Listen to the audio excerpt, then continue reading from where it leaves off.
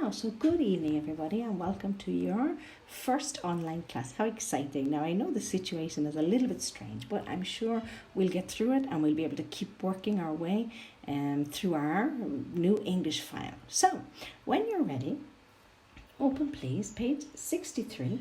Page 63, you remember we were working on units 5 and 6, revise and check. So, if you are ready, let's start with letter D on page 63, which is a vocabulary exercise. Now, as you can see, I've already completed the exercises. So if you'd like to have a go, pause the video and fill them in and then come back to us when you have your answers decided. And I'm just going to read through the sentences. Sentence number 1. I was on the phone when we suddenly got cut off and the line went dead. Sentence number 2. I tried to call Bill at the office, but I couldn't get through. All the lines were busy. Sentence number 3. You'll have to speak up a little. My grandmother is very deaf. Number 4, I'm so proud of you. That was a wonderful performance. Number 5, my sister is totally hooked on that new reality show on TV. Hooked on, that was a nice one, do you remember that? Number 6, I'm completely addicted to crisps. I buy a packet almost every day. Now here we need to be careful because the space of the box doesn't let me put the full word addicted. So there's actually a D missing, so the word is addicted. ADDICTED. Addicted to crisps. Hooked on, addicted to. Those are synonym expressions, you remember? And number 7, we're going to take the train to Rome since my wife isn't very keen on flying. Okay, so those are our final vocabulary questions. If there's any doubts, you'll find the vocabulary in either Unit 5 or Unit 6. Now, let's move on to our reading exercise. Can you understand this text? Excuse me, can you understand this text? Now again, I've already completed the answers, but let's have a look at letter A. It says read the article once, which I'm sure you've done. What 2 strategies do the people have in common? Now, the 2 strategies are, well, they both stay calm and they don't take their work home. Well, I have to say, this made me laugh a little bit because I think it's a bit difficult for us to stay calm these days, and it's almost impossible not to take your work home. But that's what these people do, and it works for them, so, let them at it. Now, let's have a look at letter B, which again, I have also corrected, but just very quickly because you had to do this exercise for homework. So we have number 1 is letter A, but. Number 2, letter C, never. Number 3, letter B, as valuable as. Number 4, letter A, rather than. Number 5, letter B, without. Number 6, letter C, shoulders.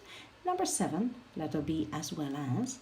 Number 8, letter B, out of your control. Number 9, A, nor will I read. And number 10, letter B, at the front door. Now let's read very quickly through the text. Okay, and let's make sure there are no vocabulary problems. We'll discuss the vocabulary as we go along, especially the highlighted sentences. Now, how can I stay calm? The head teacher. Education transformed my life. I wasn't academic. I was a plodder. Now, a plodder is obviously somebody who finds studying difficult and who goes perhaps very slowly, but who eventually gets the results because they work slowly but consistently. But I had the most fantastic teachers. In a way, that's where the stress and worry of this job comes from. The knowledge that a school can make a huge difference to the lives of young people. I feel a personal responsibility if I see something going wrong. Children are here for only a fixed period. Any time that is lost, they'll never get back. There are 1,100 people in the building whose jobs are all essential to the running of the school, and I need to make sure that every single one of them is doing what they need to be doing. Our cleaners are as valuable as our teaching staff. Nothing can prepare you for being responsible for it all. However, the most stressful situations that arise,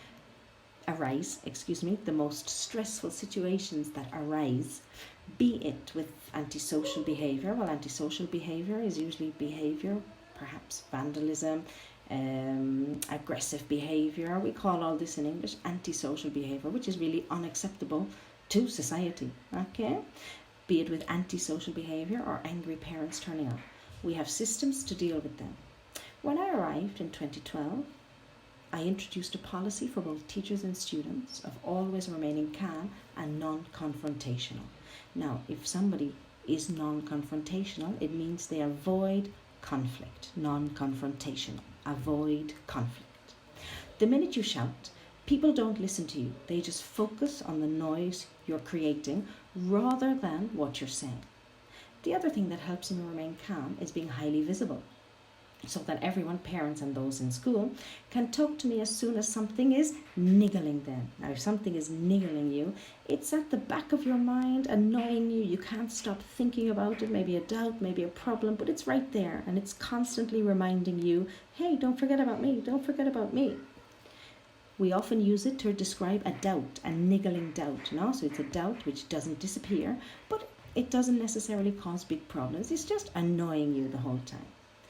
It's when things fester that they create the most stress. Now, fester is when something starts to grow and possibly even become infected. So it has a very negative connotation, because if something festers, it grows, but in a very negative, bad way. So could even perhaps be considered maybe even poisonous or infected. No? So I'm at the school gate at the start and the end of every day. I'm an organised person. I won't leave my office without getting everything ready for the next morning. One rule I try to stick to is that I do my work at work. I'll stay late to get it finished, but I won't take it home. And I run. I'm training for the London Marathon at the moment, so I run 8 miles 3 nights a week. If there's something I need to deal with, I can usually find a solution on my run, and by the time I get home, I'm relaxed. The football coach. When you're watching your team out on the pitch, your heart might be racing. So if your heart is racing, obviously it's beating very, very fast. Maybe excitement, maybe anger, but it's going boom, boom, boom, boom, boom. Yet you've got to appear in control. You have to remain calm to make good decisions. As coach, the whole responsibility of the club is on your shoulders. Be careful there, number 6 was shoulders. You've got the chairman and the directors to think about, as well as the supporters. You have to deal with injuries, loss of form by key players, their mental state, and things happening in their lives that affect their performance. You have to accept that certain things are out of your control. Remember, number 8 was out of your control. It doesn't fit in the box, like number 6, it doesn't fit in the box. And know what those are. So I can't control those who officiate the game. The people who officiate the game are the people who make the decisions, who control the game, like the referee, for example. I'm not in control of the opposition, and I'm not going to in control of what kind of football my players are going to produce. The main strategy I have for staying calm is that I'm careful about who I listen to and what I read. In the past, I've taken things personally, so I won't go on social media or message boards, nor will I read, excuse me, spelling mistake, excuse me, nor will I read.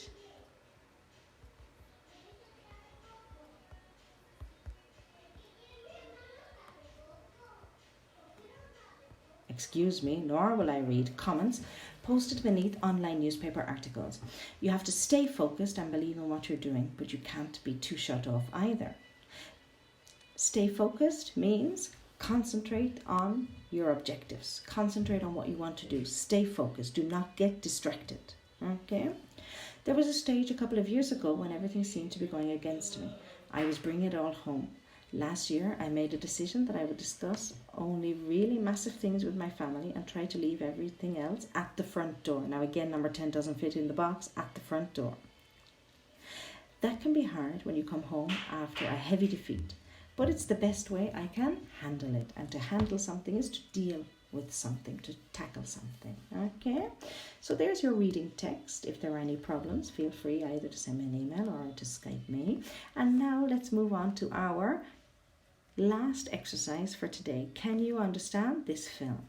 Now it says watch or listen. Now unfortunately we're going to listen today, not watch, but I'm sure we can manage with listening to a short film on giving presentations. Complete the sentences with 2 or 3 words. Now, let's read the sentences. Number 1. The one thing Louise hates about her job is... Number 2. Nowadays, in most jobs, you need to be able to deliver a message. And... Rada opened in the Haymarket in the year... actors and public speakers use a lot of the to engage an audience. Number 5, the RADA, which is the Royal Academy of Dramatic Art approach, can be summarized as blah, blah, blah. After Louise's first presentation, the instructor gives her some If you can get your right, it will help your breathing. Number 8, public speaking. It's important to and from the beginning. Number 9, it's equally important to end on a and. Number 10, the RADA technique gives you the skills to in. Now, are you ready to listen? Now, the only thing is I'm going to put the transcript, okay? So if you're listening or watching, try not to look at the screen, but it's just so that the video won't be so long, okay? Are you ready? 3.40. Hi, I'm Louise. I work for a local newspaper here in London. I love writing and I really enjoy interviewing, but there's one thing about my job I really hate, and that's public speaking. Famous for some of his The problem is that no matter what work you do, speaking in public is almost impossible to avoid. Yes, Mike, I think it's a wonderful idea. These days, most roles require communication skills. From small presentations to big conference speeches, you need to be able to deliver a message clearly and confidently. But for people like me, this isn't easy. I find speaking in public terrifying. I become tense and nervous and find it very difficult to relax. So that's why I've come here, to the Royal Academy of Dramatic Art.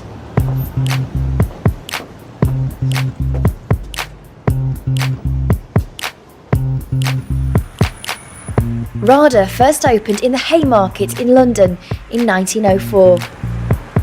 It offers training for theatre specialists, including actors, stage managers, directors and designers.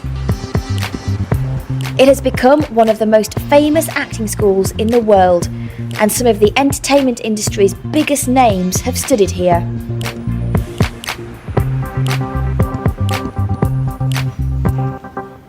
But what am I doing here? Well, it's about time I overcame my fear of public speaking. And to do this, I need to become a good actor. After all, actors and public speakers use a lot of the same skills. Both should tell a story, and both should engage an audience. Because of this, RADA runs several public speaking courses. Into a series of individuals. And of course, individuals are never as scary as the mass. Does that make sense?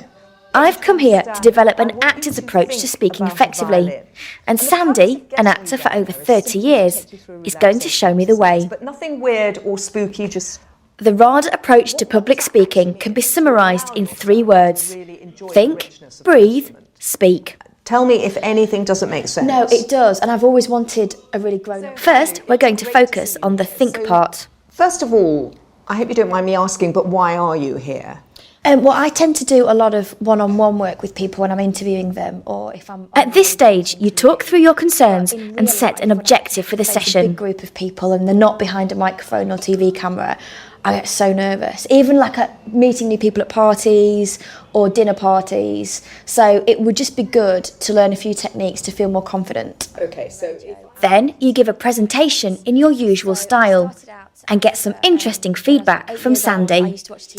So that's about it. Oh, very, very well done. Thank you very much indeed. Really well done, Lou. How was that for you? So I think you're absolutely charming, Lou. You come across with a really positive energy. You've got a lovely open face. You very clearly are naturally engaging, which means I, as your audience, are naturally engaged. You're friendly, you're affable, and you've got a great smile, which is wonderful. Small things that I think you might be able to do differently. So you were playing with your feet. You were playing with your feet like a 5-year-old. So if I say that you were doing that on your heels, on your, do you know what I mean? Yeah. And then you crossed your legs. Right. Probably the most significant thing that I noticed that you could do differently is to slow down and see yourself and feel yourself confident and sure. I want you to put If you can get your body language right, it will help your breathing, and controlling your breath is central to good public speaking. saying what you want to say. You learn to relax and find the power behind the voice through warm-up and breathing exercises. Plus, Lou, you're aware of that amazing range you in fact have, yeah? Yeah. So you're breathing in, sighing out, pushing all the air right out, waiting. Once you have mastered the thoughts and the breath, you can finally speak. But this isn't as easy as it sounds. Good afternoon. Brilliant, you've done that really, really well, got the hang of that. So now we're going to get a bit of oomph into our voice by doing it like an opera singer. Good afternoon. Good afternoon. We're going to leave a stage. It isn't always easy to speak naturally, but finally, after a lot of practice, the words start to flow. Now I can try a full paragraph. I'll share some very embarrassing stories, and I'll explain the impact that our work has on very lonely people. This is about... You have to make an impact from the beginning, and Sandy gives you the ABCD of the perfect opening. And it's just as important to end on a positive note. And body language, and anticipate finishing by 4 p.m. Speaking and communicating are two very different things, and communicating effectively takes skill, perseverance, and lots of hard work. Unfortunately, it isn't as easy as just reading the right words. You need to tell the story too. But if you can do this, you will draw in your audience, and as they relax, you'll relax too. Yeah, I thought your pace was excellent. It was really measured, it was clear. I would have understood exactly what you were about to do, who you were, and why you were doing that. So as far as I'm concerned, that was really, really effective communication. Thank you. Pleasure. I still feel nervous about speaking in front of people, but at RADA I enjoyed public speaking for the first time, and the more I enjoyed it, the better I became. And that's what the RADA technique is all about. It gives you the skills to grow in confidence, so like an actor, you can face your audience with assurance rather than fear.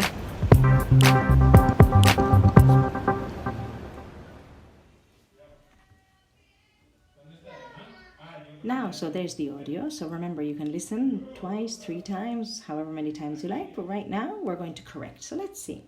The one thing Louise hates about her job is public speaking. Again, the G is missing, speaking. Number 2, nowadays, in most jobs, you need to be able to deliver a message clearly and confidently. Confidently. Okay, you'll find it in the transcript. RADA opened in the Haymarket in London in the year 1904. Actors and public speakers use a lot of the same skills to engage an audience. The RADA approach can be summarized as think, breathe, speak. After Louise's first presentation, the instructor gives her some interesting feedback. Now again, you'll find it in the transcript, but the K is missing, eh? If you can get your body language right, it will help your breathing. Now again, the E is missing, language. And number 8, in public speaking, it's important to make an impact from the beginning. It's equally important to end on a positive note. And number 10, the RADA technique gives you the skills to grow in confidence. Now again, there are some letters missing, but if you look at the transcript, I'm sure you'll find them. Now, that's it for today, because really what I wanted to do was try to finish our revision of Units 5 and Unit 6. Tomorrow we'll move on to the next page, which is going